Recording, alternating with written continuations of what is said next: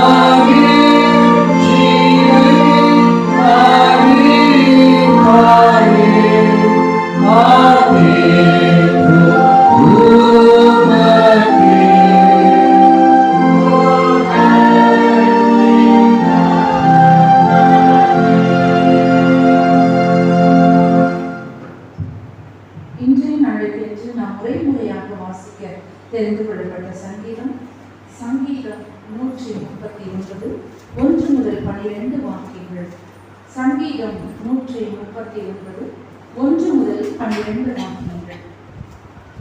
கர்த்தாவே, நீ என்னை ஆராய்ந்து அறிந்திருக்கிறீர்.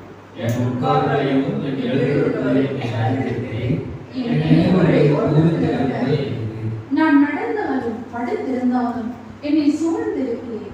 என் வழிகள் எல்லாம் உமக்கு தெரியும்.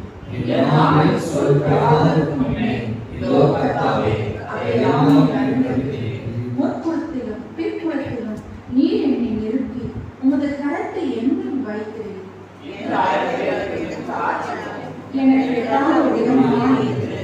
உம்முடைய ஆவிக்கு மறைவாக எங்கே போவேன்? உம்முடைய சமூகத்தை விட்டு எங்கே ஓடுவேன்?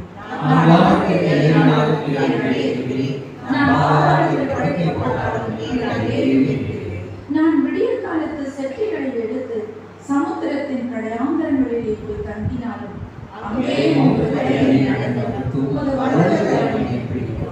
இருள் என்னை மூடிக்கொள்ளும் என்றாலும் இரவு என்னை சுற்றிலும் வெளிச்சமாய் இருக்கும்.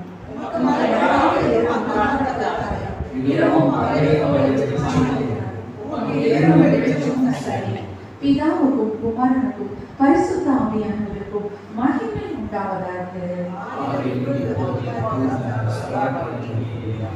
மீண்டும் கர்த்தருடைய நாமத்திற்கு புகழ்ச்சி உண்டாக நாம் யாவரும் 171வது கீர்த்தனை பாடுவோம். புதிய பாட்டு புத்தகத்தில் 171வது கீர்த்தனை, பழைய பாட்டு புத்தகத்தில் 179வது கீர்த்தனை. வருவாய் தருணம் இதுவே, அழைக்கிறாரே வல்ல ஆண்டவர் இயேசுவே. முதல் 4 சரணங்களை பாடுவோம்.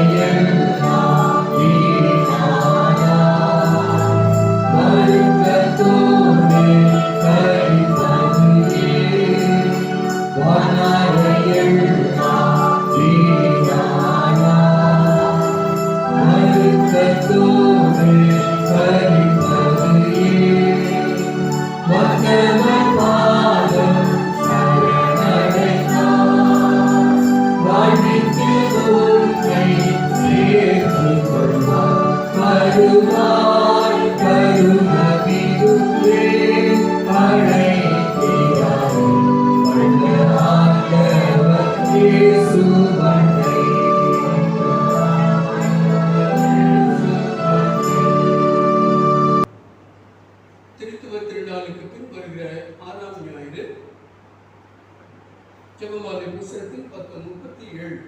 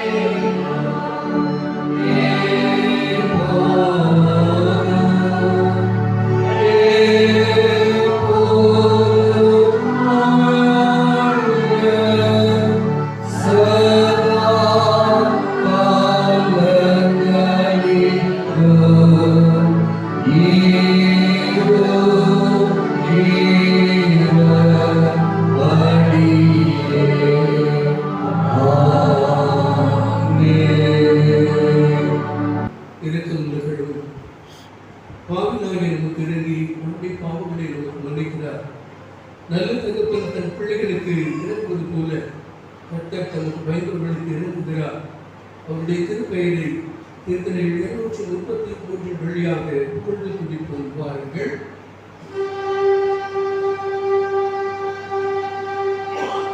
உன்னத பரனில் தேனிய வகினை உன் சமாதானம் உலகில் பெருக கடவுளின் தீயவினை என்றென்றும் நீசமாடினே துலங்க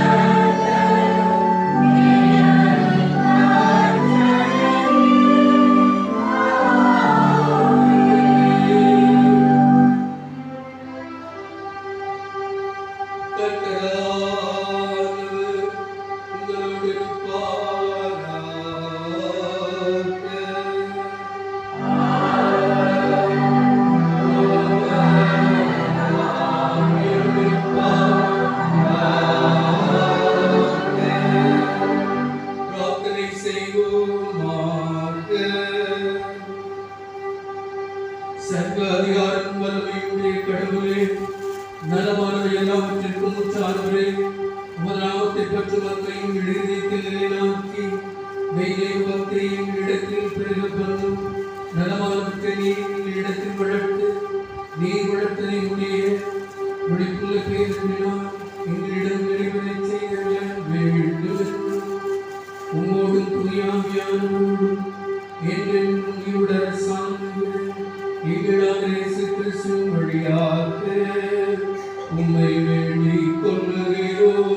சபை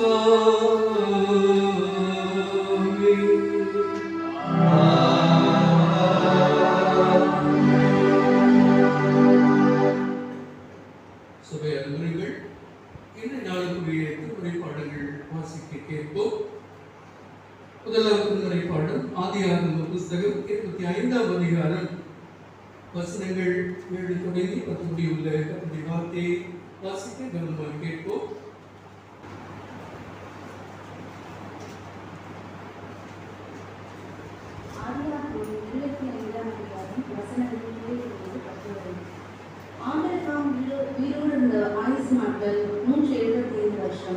பிற்பாடு ஆபிரகாம் நல்ல நரைவயதிலும் முதிர்ந்த பூரண ஆயுசிலும் பிராணன் போய் மரித்து தன் ஜனத்தாரோடே சேர்க்கப்பட்டான். அவன் குமாரராகிய ஈசாக்கும் இஸ்மவேலும் அம்ரேக்கு எதிரில் ஏத்தியனான சோபாரின் குமாரனாகிய எப்பரோனின் நிலத்திலுள்ள மக்பேலா எனப்பட்ட குகையிலே அவனை அடக்கம் பண்ணினார்கள். அந்த நிலத்தை ஏத்தின் புத்திரர் கையிலே ஆபிரகாம் வாங்கியிருந்தான். அங்கே ஆபிரகாமும் அவன் மனைவியாகிய சாராளும் அடக்கம் பண்ணப்பட்டார்கள் என்பது. வாசிக்க வேண்டிய பெரும்பாலும் வாசித்தாச்சு. மகிமையுள்ள கடவுளே, தேவனுடைய பரிசுத்த, வல்லமையுள்ள கடவுளே, நீ பரிசுத்த, என்றுமுள்ள கடவுளே, நீ பரிசுத்த. ஆமென். வாசிக்க தெரிந்து கொள்ளப்பட்ட நெருப்பு பகுதி இந்த பரிசுத்த பவுலடிகளார் ரோமாபுரி திருச்சபை எழுதின 6ஆம் அதிகாரம் வசனங்கள் 3 தொடங்கி 11 முடிய.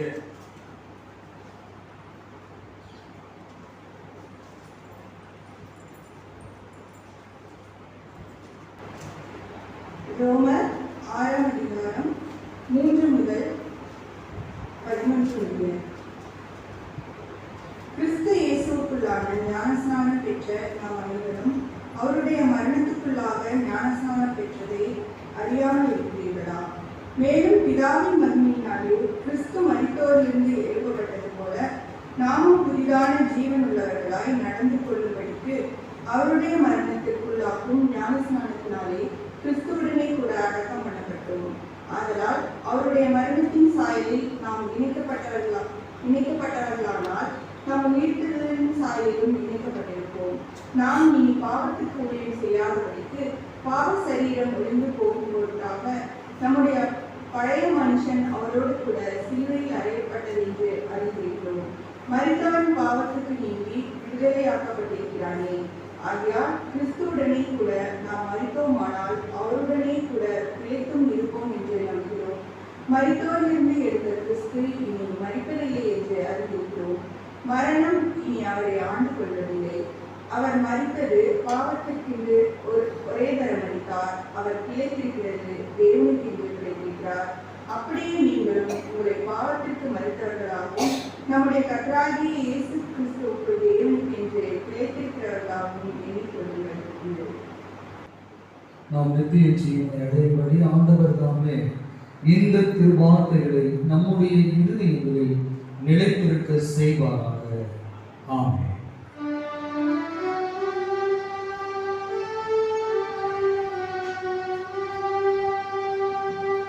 நான் உங்களுக்கு புதிய இருதயத்தை அருளுவேன், என் ஆவியை உங்களுக்குள் புகுத்துவேன்.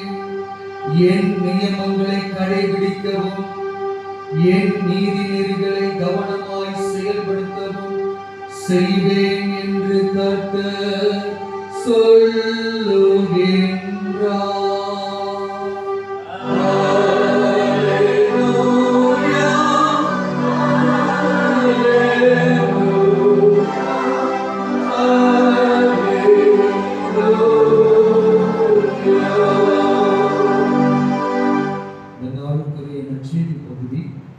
மத்தேயுவின் நற்செய்தி நூல் 5ஆம் அதிகாரம் வசனங்கள் 20 26 வரை உள்ள வசனங்களை வாசிக்க நாம் அனைவரும் கவனமாய் கேட்போமாக. மத்தேயுவின் நற்செய்தி நூல் 5ஆம் அதிகாரம் வசனங்கள் 20 26 வரை உள்ள வசனங்களை வாசிக்க கேட்போம். மத்தேயு 5ஆம் அதிகாரம் 20ஆம் வசனம் தொடங்கி. மறைநூல் அறிஞர் பரிசேயர் ஆகியோரின் நெறியை விட உங்கள் நெறி சிறந்திருக்கட்டும், இல்லையெனில் நீங்கள் விண்ணரசுக்குள் புக முடியாது என உங்களுக்கு சொல்லுகிறேன். கொலை செய்யாதே, கொலை செய்கிறவர் எவரும் தண்டனை தீர்ப்புக்கு ஆளாவார் என்று முற்காலத்தில் கூறப்பட்டிருப்பதை கேள்விப்பட்டிருக்கிறீர்கள். ஆனால் நான் உங்களுக்கு சொல்லுகிறேன், தன் சகோதரர் சகோதரியிடம் சினம் கொள்ளுகிறவர் தண்டனை தீர்ப்புக்கு ஆளாவார்கள். தன் சகோதரரையோ சகோதரியோ முட்டாள் என்பவர் தலைமை சங்க தீர்ப்புக்கு ஆளாவார். அறிவிலேயே என்பவர் எரிநகரத்திற்கு ஆளாவார்கள். ஆகையால் நீங்கள் உங்கள் காணிக்கையை பலிபீடத்தில் செலுத்த வரும்பொழுது உங்கள் சகோதரர் சகோதரிகள் எவருக்கும் உங்கள் மேல் ஏதோ மனத்தாங்கள் உண்டு என நீங்கள் நினைவுற்றால் அங்கேயே பலிபீடத்தின் முன் உங்கள் காணிக்கைகளை வைத்துவிட்டு போய் முதலில் அவரிடம் நல்லுறவு ஏற்படுத்திக் கொள்ளுங்கள். பின்பு வந்து உங்கள் காணிக்கைகளை செலுத்துங்கள். உங்கள் எதிரி உங்களை நீதிமன்றத்திற்கு கூட்டி செல்லும் போது வழியிலேயே அவருடன் விரைவாக உடன்பாடு செய்து கொள்ளுங்கள். இல்லையே உங்கள் எதிரி நடுவரிடம் உங்களை ஒப்படைப்பார். நடுவர் காவலரிடம் ஒப்படைக்க நீங்கள் சிறையில் அடைக்கப்படுவீர்கள்.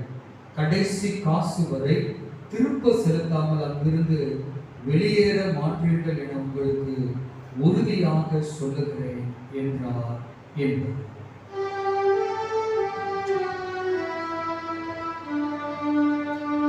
பராபரனுடைய நல்ல வார்த்தைக்காக அவருக்கு ஸ்தோத்திரம்.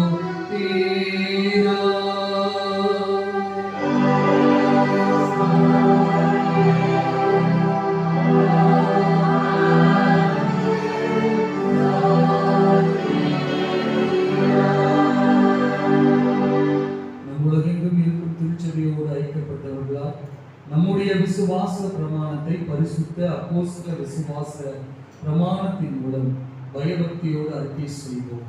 வாருங்கள். பரலோகத்தையும் பூலோகத்தையும் படைத்த சர்வத்திற்கும் வல்ல பிதாவாகிய பராபரனை விசுவாசிக்கிறேன். அவருடைய ஒரே குமாரன் நம்முடைய ஆண்டவராகிய இயேசு கிறிஸ்துவை விசுவாசிக்கிறேன். பரிசுத்த ஆவியினால் கர்ப்பத்தில் உட்பவித்து கன்னிமரியாளிடத்தில் பிறந்து பொந்திய பிலாத்தின் பாடுபட்டு சிலுவையில் அறையுண்டு மறித்து அடக்கம் செய்யப்பட்டார். பாதாளத்தில் இறங்கி மூன்றாம் நாள் மருத்துவருக்கு உயிர்த்தெழுந்தார். கருத்தில் ஏறி சர்வத்திற்கும் வல்ல பிதாவாகிய கடவுளுடைய வலது பக்கத்தில் வீற்றிருக்கிறார். அவ்விடத்திலிருந்து உயிர்த்தெழுந்தவர்கள் மரித்தோருக்கு நியாயத்தீர்ப்பளிக்க வருவார். பரிசுத்த ஆவியானவரை விசுவாசிக்கிறேன். பொதுவான பரிசுத்த கிறிஸ்துவை பரிசுத்தவான்களுடைய ஐக்கியமும் பாவ மன்னிப்பும் சரீர உயிர்த்தெழுதலும் நித்திய ஜீவனும் உடலில் விசுவாசிக்கிறேன். நாம் அறிக்கை செய்த இந்த விசுவாசத்தில் இறுதி வரைந்து நிலைத்திருக்க ஆண்டவர் நம் அனைவருக்கும் துணை செய்வாராக. மீண்டும் கர்த்தருடைய நாமத்திற்கு மகிமையாக நாம் யாவரும் 186வது ஞானப்பாட்டில் முதல் 3 கவிகளை பாடுவோம். ஞானப்பாட்டில் 186 முதல் 3 கவிகள். கர்த்தரின் வசமானால் ஏன் பயப்படுவேன்? உபத்திரவம் உண்டானால் நான் ஏன் ஜெபம் பண்ணுவேன்? Oh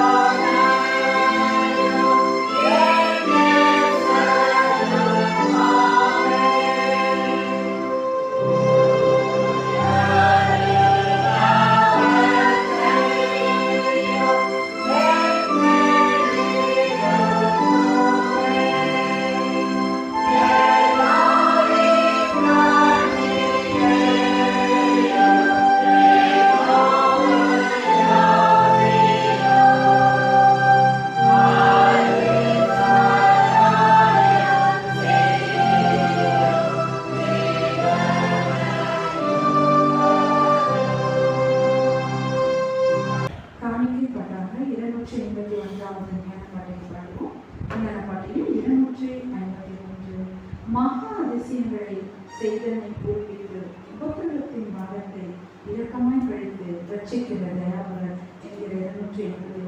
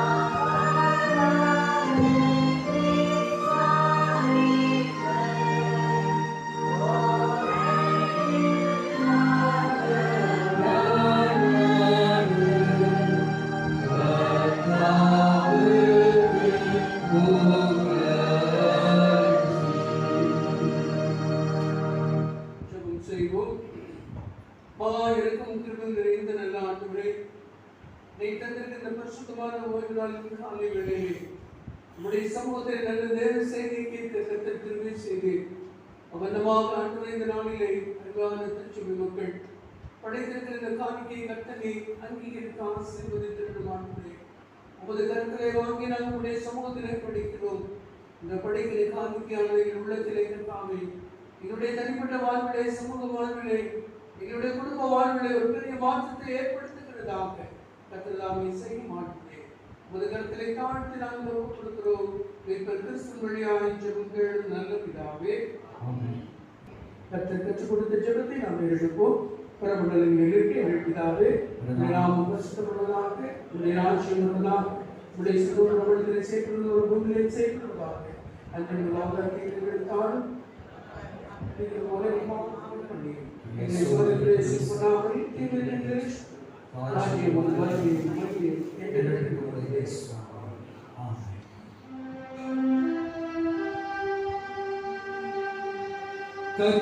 கர்த்தரானவர் உங்களோடு இருப்பாராக.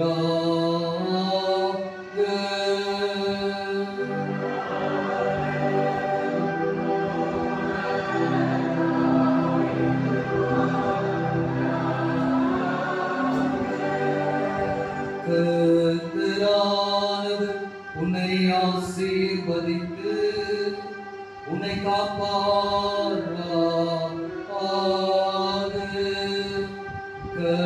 கர்த்தரானவர் தமது திருமுகத்தை உன்மேல் பிரகாசிக்கச் செய்து உன்னிடம் கிருபை உள்ளவராயிருப்பாராக.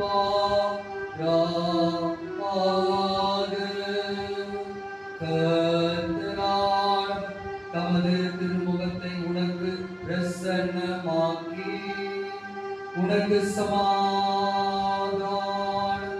தந்தருள்வாராக.